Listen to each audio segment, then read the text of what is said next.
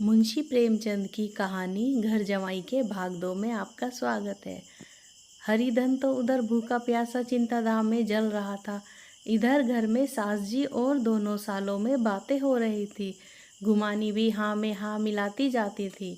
बड़े साले ने कहा, हम लोगों की बराबरी करते हैं, पर यह नहीं समझते कि किसी ने उसकी जिंदगी भर का बीड़ा थोड़े ही लिया है। 10 साल हो गए हैं, इतने दिनों में क्या 2-3 हज़ार ना हड़प गए होंगे। छोटे साले ने कहा, मंजूर हो तो आदमी घुड़के भी डांटे भी। अब इनसे कोई क्या कहे, न जाने इनसे कब पिंड छूटेगा, छूटेगा भी या नहीं। अपने दिल में समझते होंगे मैंने 2,000 रुपये नहीं दिए हैं। यह नहीं समझते कि उनके 2,000 रुपये कब के उड़ चुके हैं। सवा सेर तो 1 जून को चाहिए। सास गंभीर भाव से बोली, भारी बड़ी भारी खुराक है। गुमानी माता के सिर से जूं निकाल रही थी।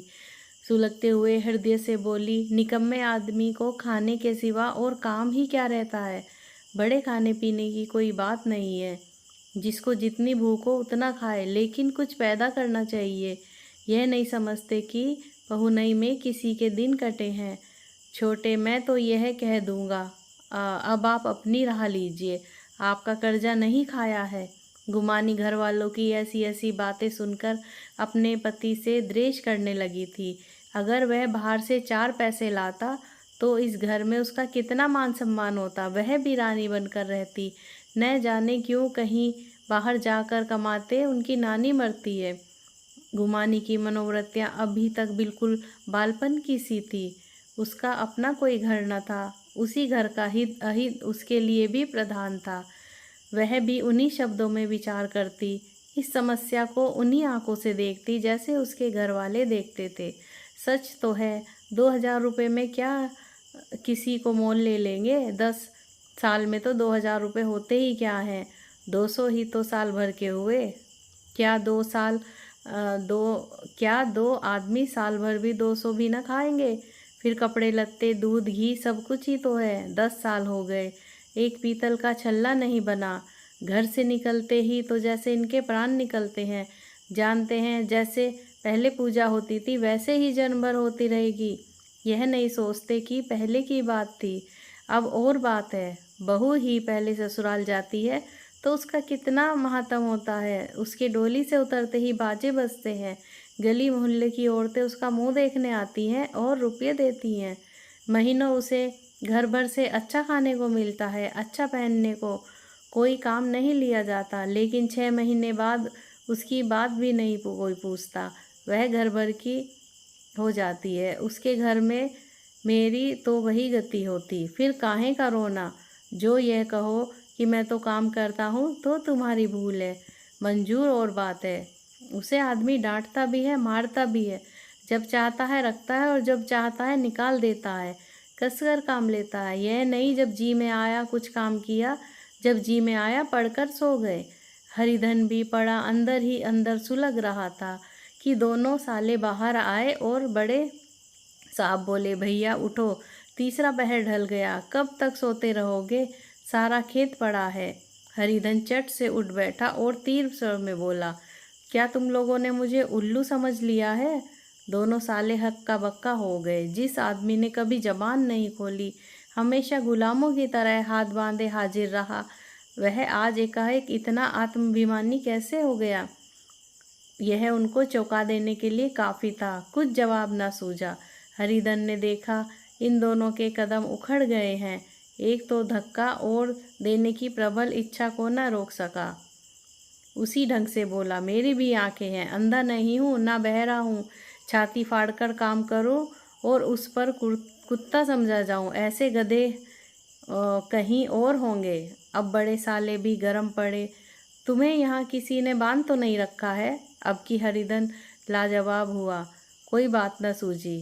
बड़े जी ने उसे उसी ढंग से कहा, अगर तुम चाहो कि जन्म भर पाहुने बने रहो तो तुम्हारा वैसा ही आदर सत्कार होता रहेगा, तो हमारे बस की बात नहीं है। हरिधन ने आंखें निकाल कर कहा, क्या मैं तुम लोगों के काम कम करता हूँ। बड़े, यह कौन कहता है। हरिधन, तो तुम्हारे घर की यही नीति है, जो सबसे ज़्यादा काम करे वही भूखों मारा जाए। बड़े, तुम खुद खाने नहीं गए क्या? तुम्हें कोई तुम्हारे मुंह में कोर डाल देता? हरिधन ने होठ चबाकर कहा। मैं खुद खाने नहीं गया। कहते लाज नहीं आती? नहीं आई थी बहन तुम्हें बुलाने। हरिधन की आंखों में खून उतर गया, दांत पीस कर रह गया। छोटे साले ने कहा, अम्मा भी आई थी। तुमने कह दिया मुझे भूख नहीं है तो क्या करती? सास भीतर से लपकी चली आ रही थी। यह बात सुनकर बोली, कितना कहकर हार गई, कोई उठे न तो मैं क्या करूं? हरिधन ने विष, खून और आग से भरे हुए स्वर में कहा, मैं तुम्हारे लड़कों का झूठा खाने के लिए हूँ?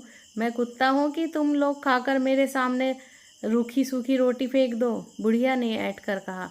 तो क्या तुम लड़कों की बराबरी करोगे? हरिधन परास्त हो गया। बुढ़िया के एक ही वाक्य प्रहार ने उसका काम तमाम कर दिया। उसकी तनी हुई भवें ढीली हो गई, आंखों की आग बुझ गई, फड़कते हुए नथने शांत हो गए। किसी आहत मनुष्य की भांति वह जमीन पर गिर पड़ा। क्या तुम मेरे लड़कों की बराबरी करोगे? यह वाक्य एक लंबे भाले की तरह उसके हृदय में चुभता चला जाता था। न हृदय का अंत था न उस भाले का।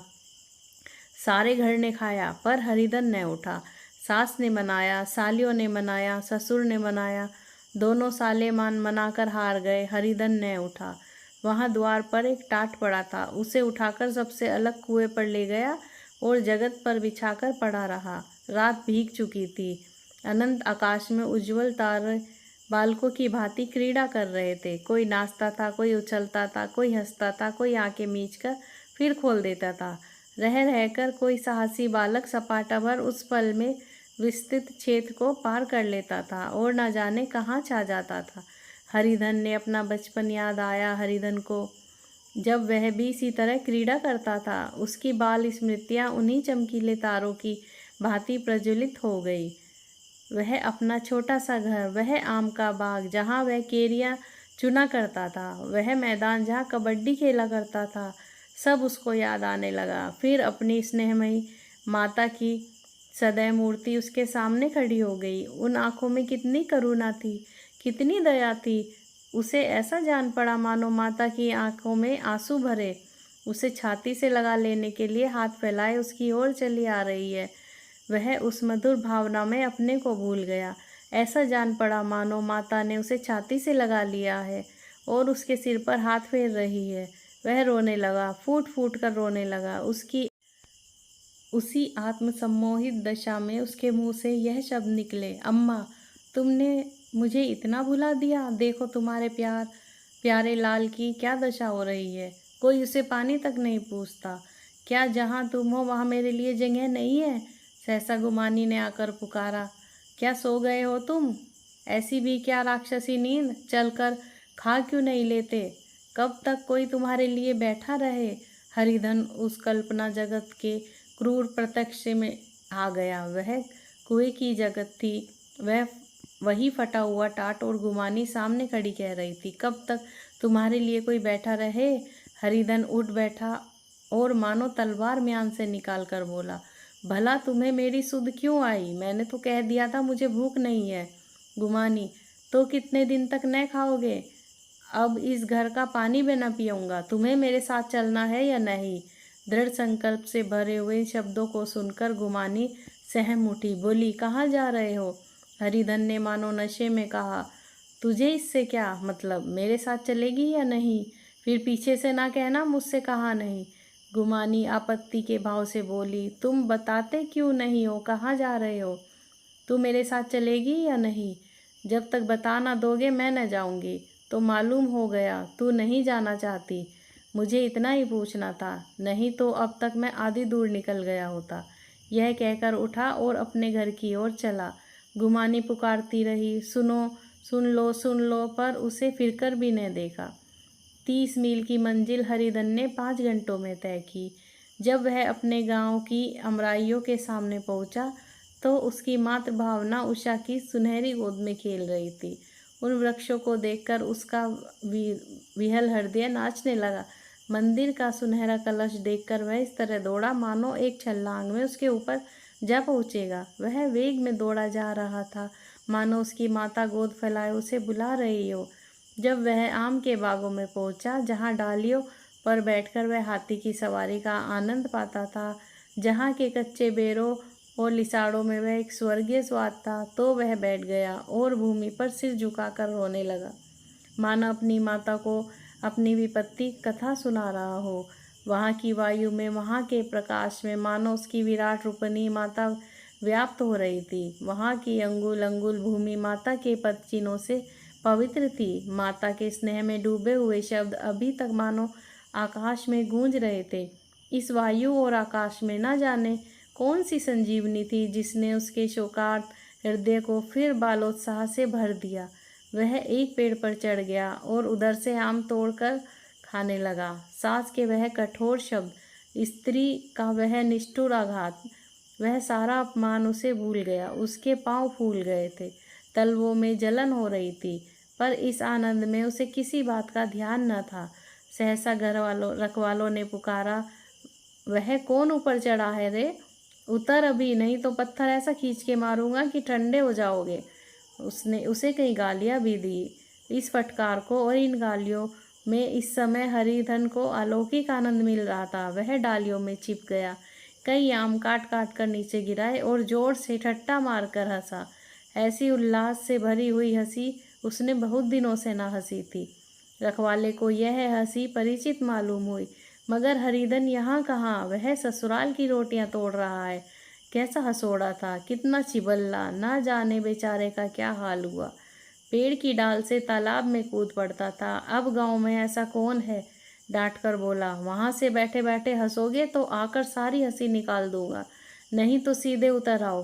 वह गालियां देता जा रहा था कि एक गुठली आकर उसके सिर पर लगी। सिर सहलाता हुआ बोला, यह कौन शैतान है? नहीं मानता? ठहर तो मैं आकर तेरी खबर लेता हूँ। उसने अपनी लकड़ी नीचे रख दी और बंदरों की तरह चटपट ऊपर चढ़ गया।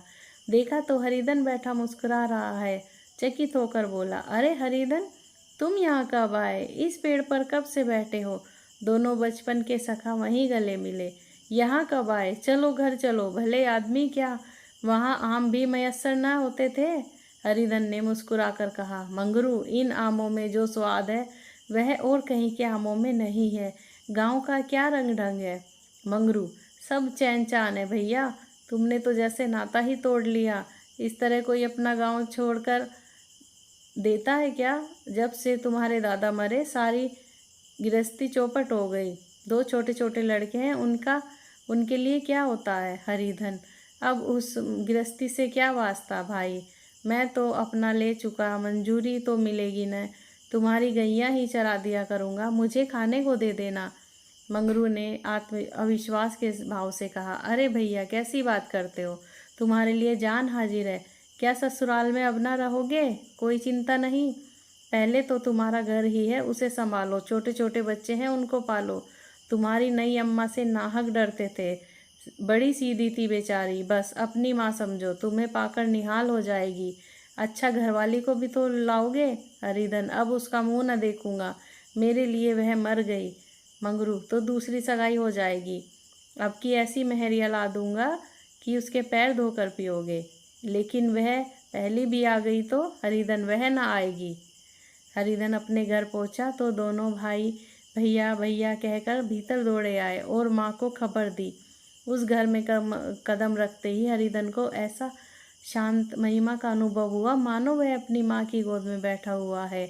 इतने दिनों ठोकरे खाने के बाद उसका हृदय कोमल हो गया था। जहाँ पहले अभिमान था, आग्रह था, हेकड़ी थी, अब वहाँ निराशा थी, पराजय और याचना थी। बीमारी का जोर कम हो चला था, अब मामूली दवा भी असर कर सकती थी। किले की दीवारें छिद चुकी थी, अब उसमें घुस जाना असाध्य न था। वही घर जिसको एक दिन विरक्त हो गया था, अब गोद फैलाए उसे आश्रय देने को तैयार था। हरिधन का निरवलंब मन यह आश्रय पाकर मानो तृप्त हो गया। शाम को हुई माता ने कहा, बेटा तुम घर आ गए, हमारे धन्य भाग। अब इन बच्चों को पालो। माँ का नाता न सही, बाप का नाता तो ही है ही। मुझे एक रोटी दे देना, खाकर एक कोने में पड़ी रहूंगी। तुम्हारी अम्मा से मेरी बहन का नाता है, उस नाते तुम मेरे लड़के हो। हरिधन ने मातृविहल आंखों से भी माता के रूप में अपनी माता के दर्शन किए। घर के एक एक कोने से मात स्मृतियाँ की छटा चांदनी की भांति छिटकी हुई थी। वी माता का प्रौढ़ मुखमंडल भी उसी छटा से रंजित था। दूसरे दिन हरिधन फिर कंधे पर हल रखकर खेत को चला। उसके मुख पर उल्लास था और आंखों में गर्व। अब वह किसी पर का आश्रित नहीं, आश्रयदाता था। किसी के द्वार का भिक्षु नहीं, घर का रक्षक था। एक दिन उसने सुना गुमानी ने दूसरा घर कर लिया। माँ से बोला, तुमने सुना काकी, गुमानी ने घर कर लिया। काकी ने कहा, घर क्या कर लेगी, ठट्टा है, बिरादरी में ऐसा अंधेर। पंचायत नहीं, अदालत तो है। हरिधन ने कहा, नहीं काकी, बहुत अच्छा हुआ, ला महावर जी को लड्डू चढ़ा आऊं। मैं तो डर रहा था कहीं मेरे गले ना आ पड़े। भगवान ने मेरी सुन ली। मैं यहाँ से यहीं ठान कर चला था कि अब उसका मुंह न देखूंगा। दोस्तों, अगर आपको ये कहानी अच्छी लगी हो तो लाइक, शेयर एंड सब्सक्राइब ज़रूर करना। Thank you.